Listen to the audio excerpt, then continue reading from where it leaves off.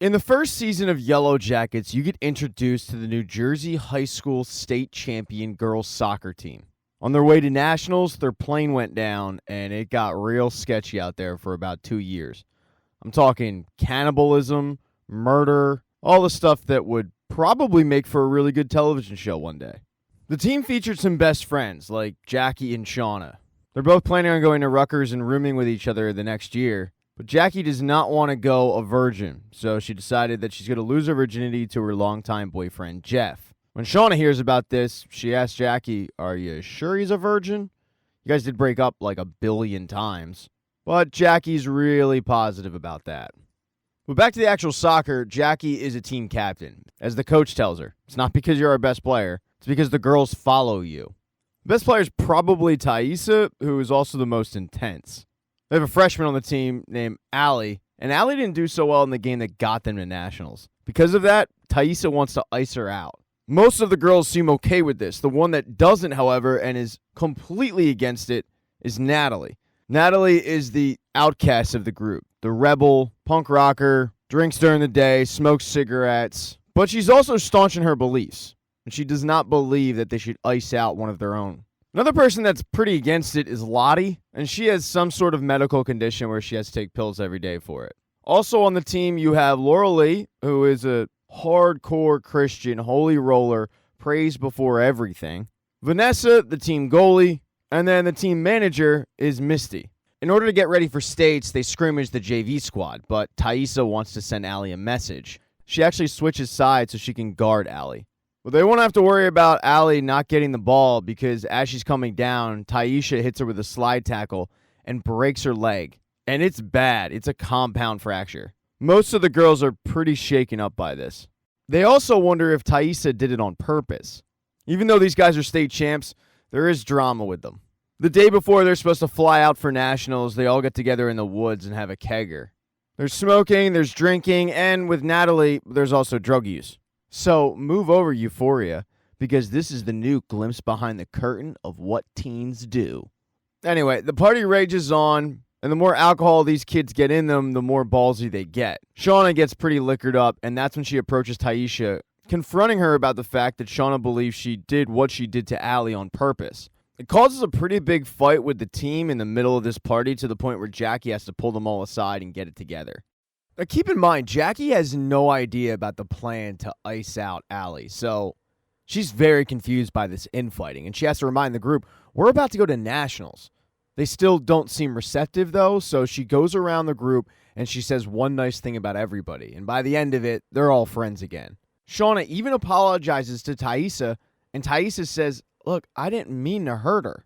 But seriously, one person that is not going to remember this is Natalie, who is tripping balls. When the party wraps up, Jeff ends up driving Shauna and Jackie home. He drops his girlfriend, Jackie, off first because her parents are a little more strict than Shauna's. But as he's driving Shauna home, Shauna tells him, pull over. And that's when they start making out. He stops her and says, I thought we weren't going to do this again. And she says, we're not doing it again.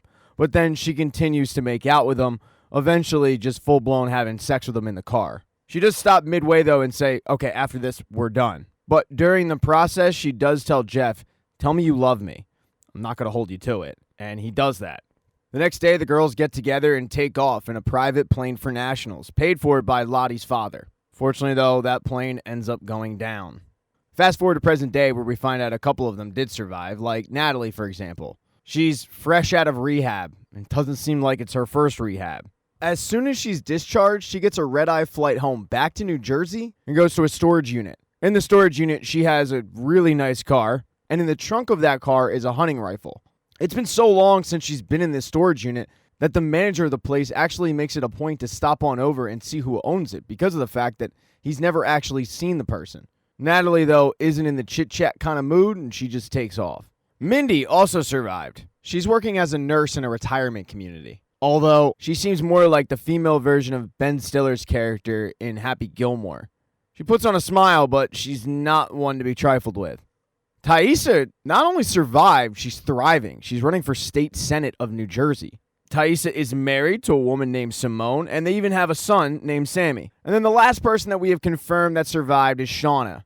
Well, Shauna lied to Jeff. She did hold him to it. She ended up marrying the guy. But present day Shauna, her life's kind of complicated. Like, for example, she lies in her daughter's bed and jerks off to pictures of her boyfriend. So sorry, Jeff, you're not doing it for her anymore. She does have a confrontational side to her, though.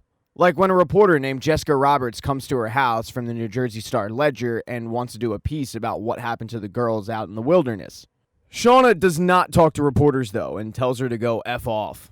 But Jessica is able to kind of weasel her way into the house and plead her case a little bit.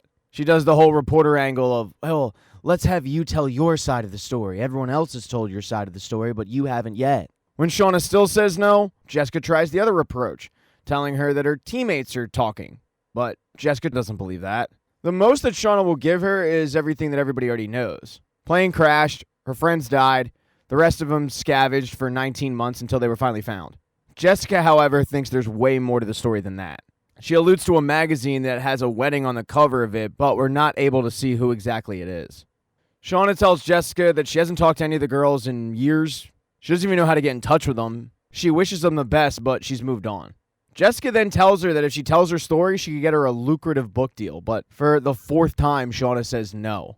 And when Jessica says, I'm sure this isn't how you thought your life was going to turn out, Shauna gets real pissed off, cursing her out and kicking her out of her house, but not before Jessica drops her card off.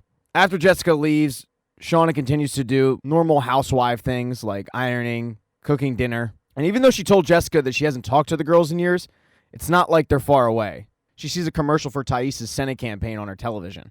Later that night, Shauna's daughter Callie comes home, and Shauna kind of proposes that they have a girls' night because Jeff is working late. She thinks maybe they could have some dinner, watch movies together, but Callie's not into that. She has plans with her boyfriend, the same boyfriend that Shauna would like to have plans with, if you know what I mean. They appear to have a pretty normal relationship of a mother and teenage daughter, where the teenage daughter kind of takes shots at how pathetic she figures her mom's life is. Her mom, the whole while, just wanting to hang out and bond with her. The teen angst is very real.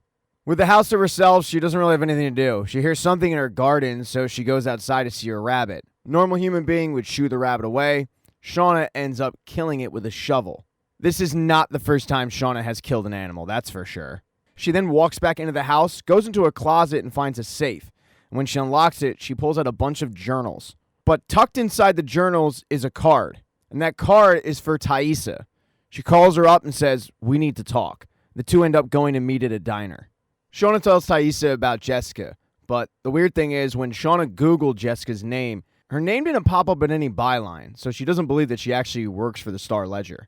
Thaisa reminds her that these people pop out of the woodwork every now and then, anniversary or two. It's nothing out of the norm. But Shauna shoots back, I can think of a few reasons this is a little bit different. We all agreed, say no more than we have to and stay out of the public eye. She pushes the card over to Thaisa and says, take care of it. Because Shauna's pretty convinced that Thaisa running for senator is the reason why Jessica is poking around about the story. Shauna then asks if Thaisa's heard from Natalie, and Thaisa confirms that Natalie just got out of rehab. But when Shauna asks about the rest of them, Thaisa says, no, I haven't heard from them in months. Shauna then goes home and starts looking over those journals. The journals that detail exactly what went down in those woods for those 19 months. The horror that those girls saw, but also the horror that those girls did. Thank you so much for checking out this recap. Please consider subscribing to the channel. Hit thumbs up if you liked it. Smash that thumbs down button if you thought this sucked. Make sure to be nice in the comment section. If you don't see the next video up in the end screen there, I'll get it up in a few days, not to worry. And I have merchandise, so go buy a mug or something. It's never too early to think about Christmas gifts, folks. Once again, thank you for checking out this recap.